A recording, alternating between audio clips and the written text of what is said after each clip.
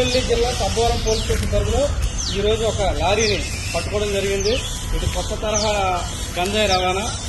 అది ఏ రకంగా అంటే లారీ ఎంటీగా కనపడుతుంది. ఎంటీ లారీ ఏజెన్సీ నుంచి వస్తూ మాకు పట్టుకోవడం జరిగింది.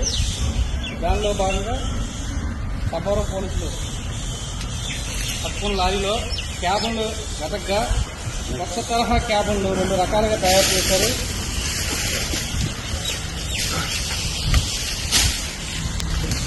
ఈ క్యాబన్ ఏ రకంగా ఉందంటే చూడండి, ఇది ఎప్పుడు రెగ్యులర్గా ఉండే ఒక క్యాబను, ఇది సీక్రెట్ డ్రైవర్ బ్యాక్ సీట్ ఉండే క్యాబను.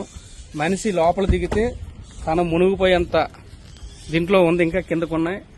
అదేవిధంగా ఇంకోటి డ్రైవర్ హెడ్ పైన సెపరేట్ సీక్రెట్ క్యాబిన్ ఒకటి ఉంది.